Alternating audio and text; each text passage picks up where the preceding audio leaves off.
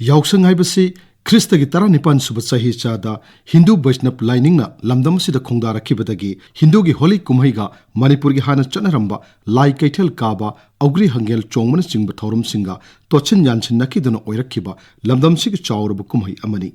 Ningtham thagi ulen kham khiduna yaning thagi anobu upal wapal mayol chonglakpa malem malhong narakpa lamtagi thanelda Yaoshang Kumhei pangthoi maru oina angang nupa masa nupi masa singamadi pakhang lesabi singna numit asitabu khawrang na ngaijarakpani lamdam sigi national character da sago narakpa saktam di aikhoi khunai asi Kumhei ka hena pamba sahi amagi tha tara nithoi shuppa nat amadi lining gi mingda harau Kumhei yaudaba tha amata leitaba asini Ngasirigi sahi humpu taragi mamangda oiramba Yaoshang Kumhei gi saktam di Yaoshang yaudringai numit manga tarani gi mamangda gi hauna Yaoshang sanabagi damak migi inkholdagi wa I huranba su alu kobina singba huralaga chaba asigumba phatraba thabak kaya chanabi gi mingda angang singna torakli Yaoshang nongma watlingaida nong lawba haiduna migi mayumda leitumna thajinba amang asoi langsinba yumgi potchai pukhri da thadabana singba ngaukshinabagi thabak kaya su tawrami Amaromda Yaoshang koiriba nupa masa singi marakta laikai amaga atopa laikai amaga lamba semnaduna mukna sanabasu chanarami matamaduda haujik tawriba sigumna Yaoshang mai tharaga angang singna yumthong khuding changduna naka thengba chanarai Senkhai gi chanabisidi haujiknabu henjinkhre matamduda numidangi matamda sumang natraga lampakta ahiba amana isai hallaga mayamna khumduna pakhang lesabi mau angang na singba yaungna pareng lengduna augri hangel haibadi thabal chongnarami Wahangdi ngasigi mirol sigi karamba miyoina thabal chongbu masagi nat ngaklibani khanna augri hangel chongbu yauri bage Haujikna thabal songbasi anobu technology na piba mic band orchestra na singba sizinaduna hena sauthok hankre masina noise pollution thoali decibel wangna noise pollution thoanbana ana ek amadi sangyeng tawribu mahiroi singda chauna akaiba pi ngasidi Yaoshang Kumhei gi masak sathina hongkre Yaoshang hek yorokpaga sahi amagi manungda amuktang thokpabu chahodaba yabra selhodaba yabra haina mamal hangdana hekta leigani Inkhalak liba pakhang lesabi masa singna driving license yaudana gari masada makhoi ahum mari tongchinduna amadi saka mari panba gari phaubu yauna lambi da koithau thawgani masina lambi gi accident khana chainaba karigumbadana misi mina phaubu thoali Yaoshang numit mangani dagi hena thabal chongmigano haiba khunaibu kanjaningba lupsingna haijarabasu chairaubo phaubudi thabal chongnai thabal chongbagi nil khongbana ason ana ek yauna mioi kaya ahing chupa potha hande maru oina lairik pajariba amadi sangeng mayuk nariba mahiroi singda chauna akaiba pi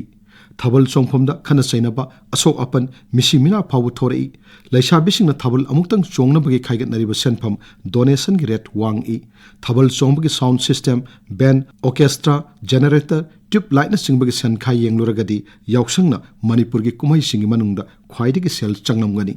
Masigi mathakta lairaba imungi ahal laman kaya masa masu singi maning thunghananaba naka thengba holi amadi atai Kumhei kaya gi senkhai pinabo hanabada awabo oirei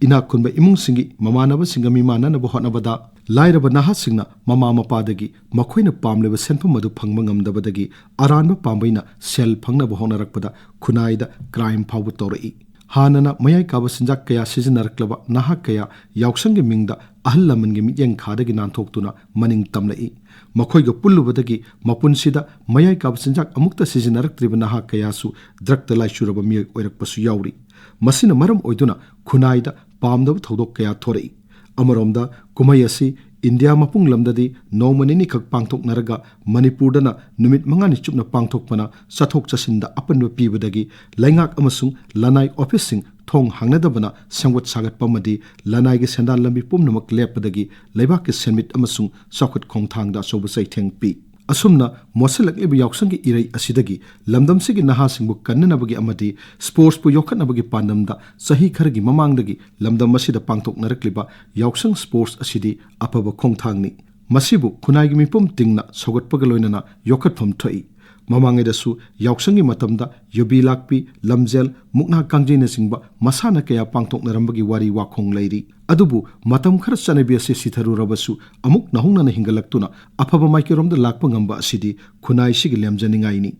Haujikti Yaoshang sports ki culture asi Manipur sin thungna sandokre mamangda Yaoshang numit nini khak ohinanaba Kumhei su numit humni dagi henbidanaba loinana Yaoshang manungda अबेर तैनबा फटब इसिंग हैनबा लैखोम लैनांग तैनबा लंबीदा सेनमुनबगी थबक तौबिदनबा appeal तौनरखिबदु मियामना खंथब चुमगनी हौखिबा सहीगी मे अहुमदगी हौरखिबा इरांग असिना ओहिलक्लिबा खुनाई असिगी तंगदु लैतादबा फिबम असि येंगलगा माइकै कयादगी कुमसिगी ओइना यावशंग कुमहि पांगथोकपिगनु हाइनरक्लिबसि येंगलगा मफम खरदा यावशंग मै थाबा अमदि अंगांगसिंगना नाका थेंगमा नत्तना यावशंग sports फावबा पांगथोकनद्रे अदुबु मसि मतम खरगी वानी